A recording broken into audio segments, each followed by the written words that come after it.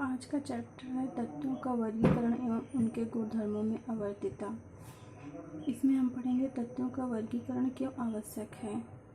तो इसमें मेंडलीफ ने बताया, जो कि एक साइंटिस्ट है, उन्होंने बताया कि तत्वों की संख्या में निरंतर वृद्धि हो रही थी, जिसके कारण उनके अध्ययन में असुविधा होने लगी। अतः उनने गुणों के अध्ययन में सुविधा लाने के लिए वैज्ञानिक ने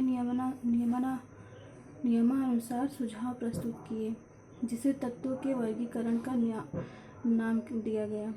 आज तक लगभग 118 तत्वों की खोज हो चुकी है, जिसमें से केवल 92 तत्व जो हैं वो प्राकृतिक हैं, बाकी उन्हीं द्वारा निर्माण किए गए हैं। तो इसमें हम पढ़ेंगे कि तत्वों का वर्गीकरण क्यों किया गया। इनका सबसे पहले कारण ये है कि तत्वों के गुणों का अध्ययन।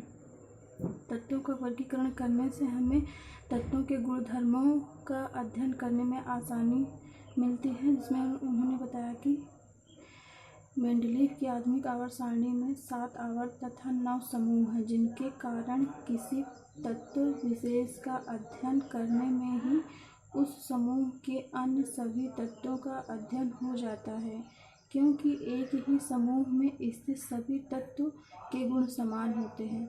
उन्होंने बताया कि एक ही समूह में जितने तत्व स्थित होते हैं उनके सारे गुण समान होते हैं, जिससे अध्ययन में आसानी मिलती है। सबसे पहला कारण उनका यही था, इसीलिए उन्होंने आवर्त सारणी बनाई। और सेकंड नंबर ये है कि नए तत्व की खोज। उन्होंने नए तत्व की इस आवर्त सारणी से नए तत्व की खोज में आसानी होती है। जैसे इसमें उन्होंने बताया कि यह आवर्त सारणी अज्ञात तत्वों को खोजने में और उनके गुणों के अध्ययन में अत्यधिक उपयोगी सिद्ध हुई है। मेंडलीफ ने उस समय के अज्ञात तत्वों के लिए आवर्त सारणी में रिक्त स्थान छोड़ते हुए उनके गुणों की जो भविष्यवाणी की थी, वह कालांतर में सत्य सिद्ध हुई। मेंडलीफ द्वारा एका सिलिकॉन, एका बोरान तथा एका एल्युमिनियम के होने की संभावना बताने के अनुरूप बाद की खोज से ये तत्व क्रमशः जर्मेनियम, स्कैंडियम तथा गैलियम के नाम से पाए गए तथा इनके गुण भी समान पाए गए। उन्होंने जो रिक्त स्थान छोड़ा था आवर्त सारणी में, वहाँ उन्होंने उस टाइम पे नाम दिया था एका सिलिकॉन, एका बोरान तथा एका एल्युमिनियम, लेकिन बाद में जो तत्वों की खोज हुई उसका नाम दिया गया जर्मेनियम, स्कैंडियम तथा गैलियम, जो कि उनके समान गुण थे। और सेकंड था कि आवर्त सारणी तत्वों के गुणों में सहसंबंध स्थापित करता है।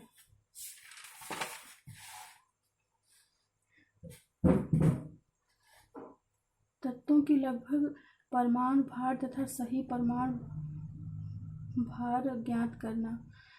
तत्वों के वर्गीकरण से हमें उसके परमाणु भार तथा सही परमाणु भार ज्ञात करने में सहायता मिलती है। उन्होंने बताया कि आवर्त सारणी में किसी भी तत्व की स्थिति से उनकी संयोजकता ज्ञात की जा सकती है और उसका तुल्यांकी भार ज्ञात होने पर परमाणु भार ज्ञात किया जा सकता है।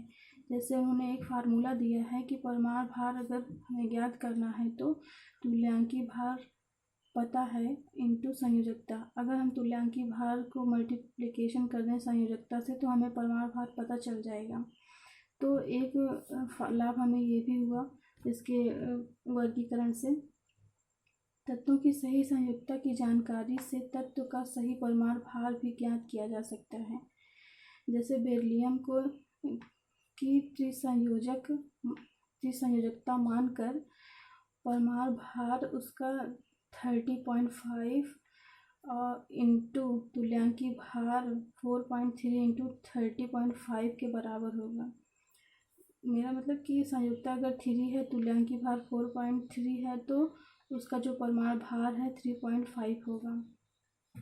जैसे कि मेंडलीफ ने बताया बेरिलियम को, परंतु इसके जगह पर उन्होंने बताया कि बेरिलियम को 2 संयोजक मानकर 4.5 इंटू 2 से मल्टीप्लिकेशन करने पर 9.0 ज्ञात किया, जो बाद में सत्य साबित हुआ। मेंडलीफ की आवर्त सारणी में कुछ दोष भी थे और उस दोष को उन्होंने बताया कि हाइड्रोजन का सही स्थान निश्चित नहीं था। जो आवर्त सारणी उन्होंने वर्गीकरण किया था उसमें हाइड्रोजन का सही स्थान नहीं दिया गया, उन्होंने नहीं दे पाया। तो आवर्त सारणी में हाइड्रोजन का स्थान निश्चित नहीं है। इसे फर्स्ट ए उपवर्ग में क्षारीय धातुओं के साथ तथा सेवंथ ए उपवर्ग में हाइड्रोजन के साथ दोनों समूह में रखा गया। उन्होंने हाइड्रोजन को फर्स्ट ए और हाइड्रोजन सेवंथ ए उपवर्ग में साथ दोनों में रख दिया, जिससे उनका ये जो नियम उन्होंने दिया गलत साबित हुआ। और दूसरा नंबर ये कि अधिक परमाणु भार वाले तत्वों को कम परमाणु भार वाले तत्वों से पहले रखना।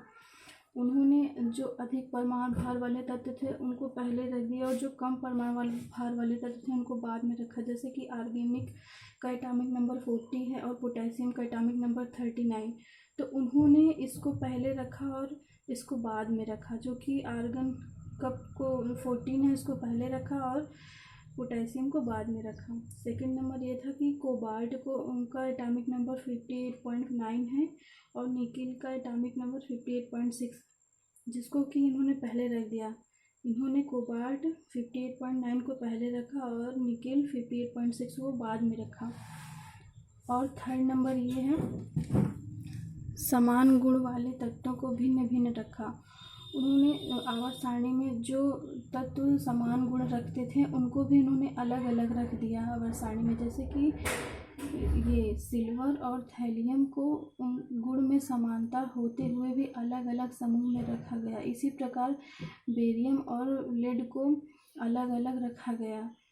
और फोर्थ नंबर ये कि असमान गुणों वाले तत्वों को एक ही समूह में रखना।